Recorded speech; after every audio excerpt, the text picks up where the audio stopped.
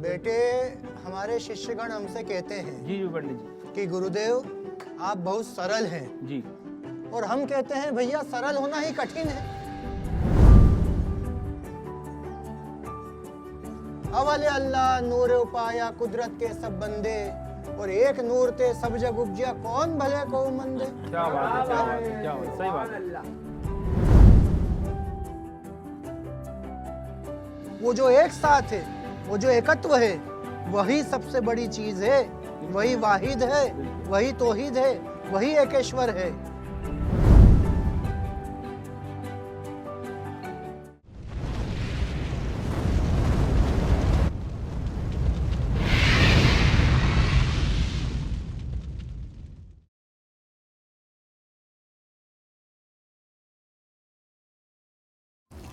बैठो बैठो चड्डा साहब, बैठ जाओ। हाँ भजिए तो बहुत अच्छे दिख रहे हैं बनाए हुए। हाँ इस्माइल भाई, और कितने महीने लगेंगे साइकिल में?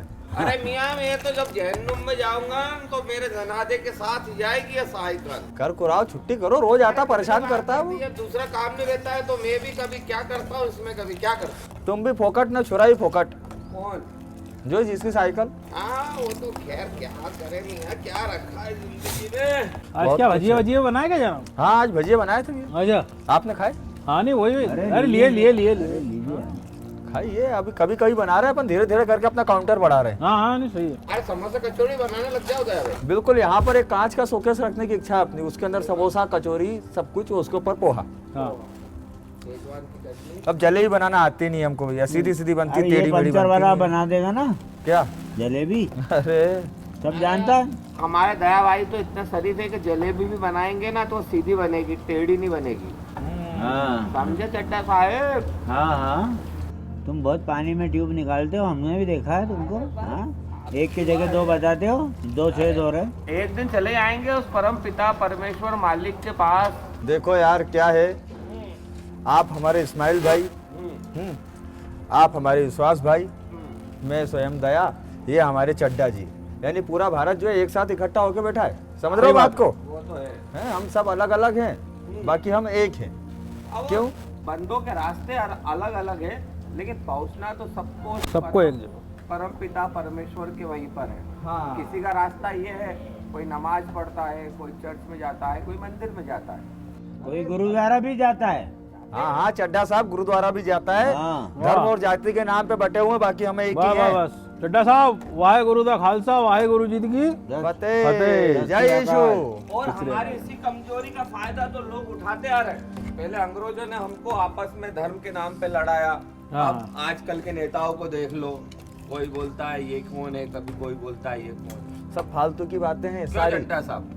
समझ समझ का फेर है, कोई अलग अरे नहीं है। सब फालतू की बातें हैं, ये नेता लोग अपना उल्लू सूने करने के लिए सबको बेवकूफ बनाते रहते हैं। हाँ, ये प्रलोभन देते हैं, वो प्रलोभन देते हैं, और होता कुछ नहीं है, वायदों का कुछ भी नहीं होता है, सब ऐसे ही। नहीं, कोई किसी पर विश्वास नहीं करना भैया। आज के दुनिया में तो ऊपर वाले पे विश्वास करो, बस बस उससे रोजी रोटी चल रही है, उससे दाल की चल रही है। क्यों दया भाई? अरे, जब ऊपर वाले ने बनाने में फर्क नहीं करा, सब एक जैसा है, हाँ, सही तो बात। फिर हम कौन होते हैं फर्क पैदा करने वाले? तेरा बात। खून मेरा खून लाल ही है। सही बात है, सही बात हाँ, हाँ? और आम आदमी को बेचारे को कमाने खाने से फुर्सत फुर्सत नहीं है, कहाँ है धर्म जाती है। उनके नाम पे कहाँ जाएगा लड़ने के लिए कि हाँ, मंदिर हाँ। तोड़ दो, मस्जिद तोड़ दो, ये बनाओ वो बनाओ। नहीं नहीं नहीं, सब फालतू की बातें भाई, हम सब इकट्ठे ऊपर वाले के पट्टे नहीं पर दया भाई, दुनिया में कई लोग ऐसे होते हैं जो ऊपर वाले पे विश्वास भी नहीं करते। है। नास्तिक कहीं है, लोग कहीं हैं, है, कहीं बिल्कुल लोग। नास्तिक है, जिनको कहीं लोग हैं। 1% चड्डा विश्वास साहब, नहीं है। मैं भी पहले बहुत भजन पूजन सब करता था, अरे लेकिन एक बात पता नहीं क्या विश्वास उड़ा तो कुछ नहीं। अरे जय हो भैया, जयराम जी की। और भाईजान अस्सलाम वालेकुम रहमतुल्लाहि बरकातहू। जय हो, कल्याण हो, सत श्री अकाल वाहिगुरु जी। जय हो पंडित जी महाराज, जय शिव भगवान, जय हो, कल्याण हो। और बेटी है बनने जय हो, जय हो, अरे बेहतरीन चाय बनाओ। बिल्कुल, बिल्कुल, सभी के लिए चाय। नहीं गरम वाले। जय हो भैया। भजिए भी गरम है, सब अल्लाह का करम है। अरे वाह वाह, क्या बात है पंडित जी, बाकी आपके मुख से ये सुना कि भैया आपने भाईजान को सलाम कहा, हाँ। भाई को नमस्कार करा, और सरदार जी को, अपने पाजी को आपने सत श्री अकाल करा, और मुझे जेसु करा। मतलब पंडित जी मजा आ गया। बेटे, हमारे शिष्यगण हमसे कहते हैं जी जी पंडित जी। कि गुरुदेव आप बहुत सरल हैं जी और हम कहते हैं भैया सरल होना ही कठिन है। और सरल हो जाओ तो कठिन कुछ नहीं है। अब हमने भाईजान को अस्सलाम अलैकुम व रहमतुल्लाहि बरकातहू कहा, पंडित जी से जय राम जी की जय श्याम जी की कर ली, चड्ढा जी से वाहेगुरु सत श्री अकाल कर लिया, आपसे जय यीशु कर लिया, तो जो कर लिया उसमें उसी का तो शुभ नाम धर लिया। अरे क्या बात है। क्योंकि चड्ढा जी वाहेगुरु जी ने फरमाया कि एकस के हम बारिक अवले अल्लाह नूर उपाया कुदरत के सब बंदे, और एक नूर ते सब जग उपजिया कौन भले को मंदे। क्या बात है। सुभान अल्लाह। शुक्रिया शुक्रिया। और भाईजान क्या शुभ नाम इसमें गिरामी? इस्माइल भाई। स्माइल। इस्माइल भाई, जय हो इस्माइल भाई। ना पंडित उस अल्लाह पाक ने, शुक्रिया बेटे, धन्यवाद, थैंक यू। उस अल्लाह पाक ने जैसे यहाँ सब अपने पड़ोसी बैठे हैं ना, ऐसा उस कुरान पाक में फरमाया है कि अगर तुम्हारे घर का आसपास का 40 घरों तक भी अगर कोई भूखा है तो तुम्हारे ऊपर वो पहला निवाला भी हराम है। उस परवरदिगार ने ये नहीं बताया कि हिंदू पड़ोसी, मुस्लिम पड़ोसी, सिख पड़ोसी, ईसाई पड़ोसी, जैन पड़ोसी, बौद्ध पड़ोसी, यहूदी पड़ोसी, पारसी पड़ोसी, वहाबी पड़ोसी या कोई अन्य पड़ोसी। परवरदिगार ने, उस रब्बुल आलमीन ने तो सब पर रहमत करते हुए यह हुक्म दिया है कि अगर तुम्हारा पड़ोसी भूखा है तो तुम पर वो पहला निवाला हराम है। अगर कोई पड़ोसी बेलिबास है तो तुम्हारा बालिबास होना भी फिर कैसे जायज हो सकता है। और यही रामायण जी बताती है, यही बताता है हर धर्म ग्रंथ कि परहित सरिस धर्म नहीं भाई और पर पीड़ा सम नहीं अधमाई। और इसीलिए कहते हैं कि तुलसी संत सुअंब तरु फूले फली परहेत, जितते ये पाहन हनत उतते ही फल देत। प्रभु यीशु भी यही समझाते हैं कि हे दुनिया के थके मांदे बेसहारा गरीब टूटे हुए लोगों, मेरा द्वार तुम्हारे लिए सदा खुला है। तुम मेरे पास आओ, मैं तुम्हें राहत दूंगा, मैं तुम्हें शांति दूंगा, मैं तुम्हारा उद्धार करूंगा। और परमपिता परमात्मा हम सबको कितना चाहते हैं कि उन्होंने अपने इकलौते पुत्र को हमारे लिए धरती पर भेज दिया। कौन सा ऐसा धर्म, कौन सा मजहब, कौन संप्रदाय, कौन सी कौम है, कौन सी पवित्र पुस्तक है, चाहे वो रामायण हो, गीता हो, पुराण हो, कुरान हो, गुरु ग्रंथ साहिब हो चड्ढा जी, बाइबिल हो, एंजिल हो, जेंदावेस्ता हो, सब तो यही समझाते हैं जियो और जीने दो, प्यार बांटते चलो, एक दूजे का सहयोग करो, पारस्परिक सहयोग करो, क्योंकि हम सब एक दूजे के लिए बने हैं। जो मेरा है वो तेरा है, इट्स नॉट माइन इदम न मम।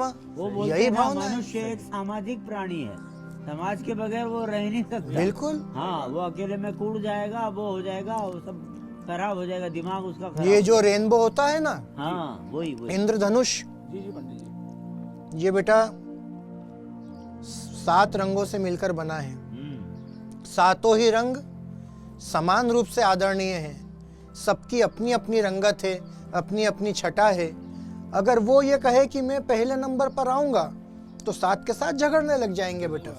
लेकिन जब एक क्रमबद्धता के साथ, एक यूनिफॉर्मेशन के साथ जब वो एकत्रित होते हैं, जब एकजुटता होती है, जब पारस्परिक एकता होती है, तब जो इंद्रधनुष आता है ना, तो कितने ही थके मांदे हो, कितने ही दुखी पीड़ित हो, अगर उनके समक्ष में वो इंद्रधनुष, प्रकृति का वो नजारा, वो कुदरत का उपहार, वो परमात्मा का आशीर्वाद जब उत्पन्न होता है तो मन में सरस भाव जागृत होता है, हर्षित होते हैं, प्रफुल्लित होते हैं। उस उत्फुल्लता को देखते ही बनती है।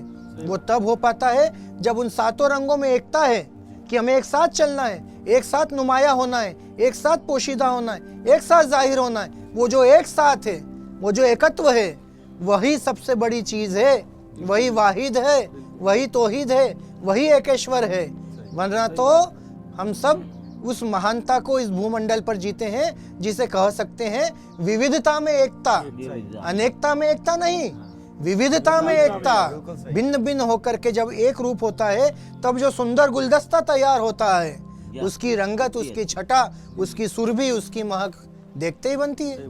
पंडित जी, हमारे वचन में भी, बाइबल में यही कहते हैं, वचन में अक्सर हमें ईसा मसीह जी। अपने वचनों द्वारा हमें समझाते हैं कि अगर आपके मन में द्वेष, घृणा, मन मिटाव की कोई भी भावना हो और आपके भाई से अगर आपको घृणा है, दुश्मनी है, नफरत है, जलन की भावना है, तो आप उनके मंदिर में प्रवेश करने से पहले सबसे पहले आप अपने भाई के पास जाएं, उससे क्षमा याचना करें, उससे माफी मांगे और उसके बाद ही आप मंदिर में प्रवेश करके बलिदान चढ़ाएं। सत्य फरमाते हैं प्रभु यीशु। तो अपने भाई से माफी मांगना सबसे पहले जरूरी है, मंदिर जाने से पहले। उस बाइबिल तो हम से अक्सर ये कहते हैं कि हिंदू, मुस्लिम, सिख, ईसाई आपस में भाई भाई। तो हर भाई जो है उससे हमको प्रेम करना है, क्षमा मांगनी है और एक साथ मिल बांट के चलना है। पंडित जी, एक सवाल मैं पूछना चाहूंगा आपसे बोलो बेटा। कि एक मन में विचार आता है कि कहीं हमारे बीच में आस्तिक लोग रहते हैं, नास्तिक लोग रहते हैं। कई लोग विश्वास करते हैं ऊपर वाले पे, परमात्मा पे, और कई लोग विश्वास नहीं करते। तो एक कहानी है, कहानी तो क्या है, घटना ही बोलूंगा कि एक लड़का रहता है जेम्स। तो वो जेम्स क्या है, शिकार करने जाता है। तो उसका दोस्त भी साथ में रहता है, वो रहता है नास्तिक। तो शिकार करने, बतख का शिकार करने के लिए लोग जाते हैं। तो रास्ते में ये एक गाड़ी पर चलते हैं, इंद्रधनुष, बाण, तीर लेकर। तो रास्ते में जाते जाते रथ का पहिया निकल जाता है। तो जेम्स उस पहिए को लगाने की कोशिश करता है दोबारा। जैसे ही लगाने की कोशिश करता है तो उसका हाथ पहिए में, उंगली पहिए में आ जाती है और उंगली से खून बहने लगता है। और जैसे ही खून बहने लगता है उसके मुंह से कुछ अपशब्द निकल जाते हैं। जैसे ही उसके मुख से कुछ अपशब्द निकलते दया भाई, तो तुरंत घुटने पे टेक के माफी मांगता है, प्रभु ये गलती हो गई, मेरे मुंह से कुछ निकल गया अपशब्द, भगवान मेरे को माफ कर दे। तो उसका दोस्त बोलता है, अरे भैया ऐसी कैसी तेरे धर्म की गुलामी, ऐसा कौन सा प्रभु जो तेरे को घुटने पे ले आता है, बात बात पे, कुछ मुंह से निकला तो घुटने पे, कुछ गलत निकल गया तो घुटने पे, गलती कर दी तो घुटने पे, किसी को कुछ बोल दिया तो घुटने पे। तो भैया ऐसा कौन सा धर्म है तेरा, ऐसी गुलामी किसी की करना नहीं है अपने को। हमारा जीवन देखो, जो बोल दिया, कह दिया, हो गया, कोई घुटने पे आना तो है नहीं किसी की, गुलामी तो हमको किसी की करनी नहीं है। तो भैया आगे वो शिकार करने के लिए आगे बात खत्म करके आगे जैसे ही बढ़ते हैं, कुछ बतख दिखती है उनको। तो उनका जेम्स का जो साथी रहता है वो तुरंत इंद्रधनुष निकालता है और बाण से निशाने पे दाग देता है। तो वो बाण लगता है बतख पर और एक बतख घायल होती है और दूसरी बतख मर जाती है। तो जेम्स तुरंत बोलता है भैया कि वो जो घायल बतख है ना उसको संभालो, मरी हुई बतख को छोड़ दो। तो बोलता भैया मरी हुई बतख, ये तो शिकार हो चुकी है, इसको पहले उठा लेते हैं। तो जेम्स ये कहता है भैया कि हम जो आस्तिक लोग हैं ना, वो उस घायल बतख के समान है। जो घायल बतख जमीन पर पड़ी है, तड़प रही है, मुसीबत में है, ये मुसीबत में हम लोग हैं और हमसे कुछ भी गलत क्षमा हो जाती है तो हम ऊपर वाले से माफी मांगते हैं।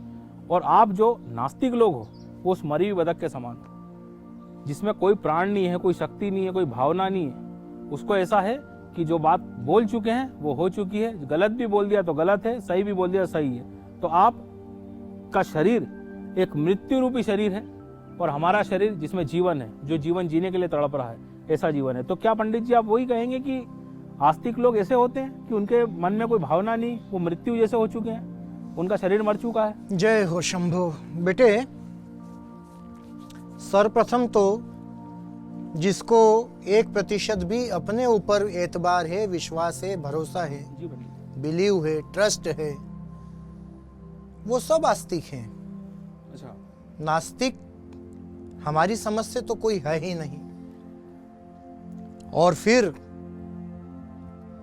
इस प्रसंग से, इस जंगल की शिकार की घटना से, आस्था भाव से, आस्तिकता से हमें इससे संबंधित बढ़कर के एक और प्रसंग ध्यान आता है कि एक बहेलिया आखेटक व्याध शिकारी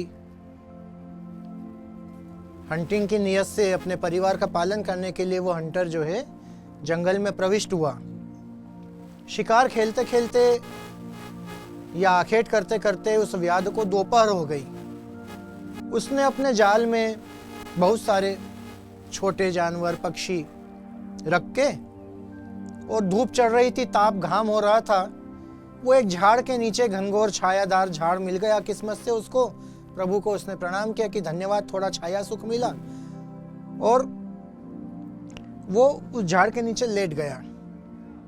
लेकिन वो जिस जगह लेटा था वहां पर भी चूंकि सूर्यदेव अपने बिल्कुल उरूज पर थे, धूप का कुछ भाग उसके मुखड़े पर फिर भी आ रहा था। एक हंस पक्षी विचरण करता हुआ, उड़ान भरता हुआ जंगल से गुजर रहा था।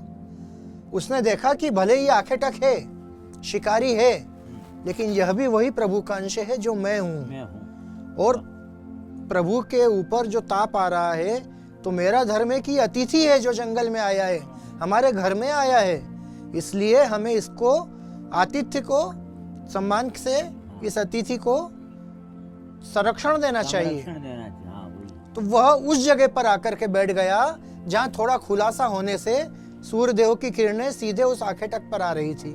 वहां पंख फैला करके बैठ गया, उसको छाया सुख देने लगा।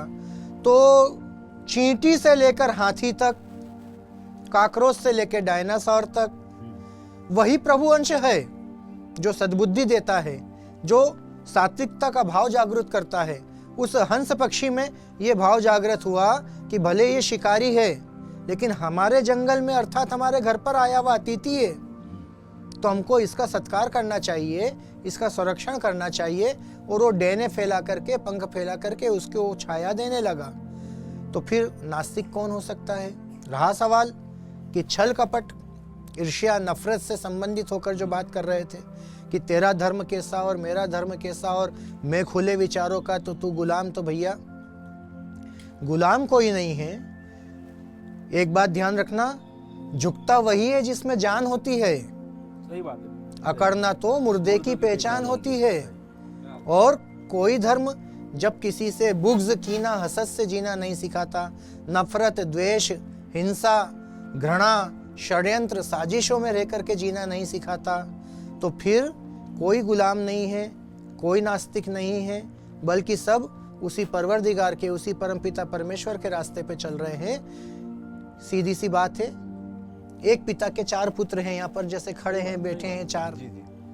अब एक पिता के 4 पुत्र हैं, एक राकेश हो सकता है, एक सुरेश हो सकता है, एक मोहन हो सकता है, एक सोहन हो सकता है, लेकिन सबका पिता तो एक ही है। अब राकेश के दोस्त आए, दरवाजा खटखटाया, बोला बाबूजी प्रणाम, मुझे राकेश से मिलना है। तो पिता ने राकेश को आवाज दी, तेरे दोस्त आए, राकेश ने मिल लिया। सुरेश के दोस्त, मोहन के दोस्त, सोहन के दोस्त, किसी भी बेटे के जो दोस्त आए, उन्होंने उस बेटे को पुकारा, लेकिन पिता तो एक है।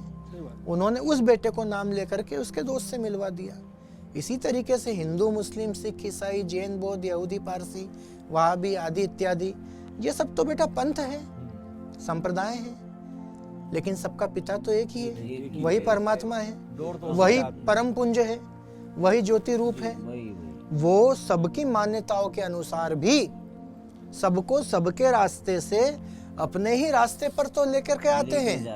सही बात है। सब आ भी उसी से रहे हैं और जा भी उसी के पास रहे हैं। तो वो पिता को कोई परमात्मा के रूप में, राम जी के रूप में, कृष्ण जी के रूप में, देवी जी के रूप में, गणेश जी के रूप में, साईं बाबा के रूप में, अल्लाह पाक के रूप में, वाहिगुरु 10 गुरु साहिबान के रूप में, जीसस क्रिस्ट के रूप में, बौद्ध जी के रूप में, 24 तीर्थंकरों के रूप में, उस पवित्र अग्नि के रूप में, जिसी भी रूप में पूज ले, मान ले। क्योंकि हम यहाँ चौपाल पर बैठे हैं, दिन भर में कई बार बोलते हैं ऊपर वाला जाने।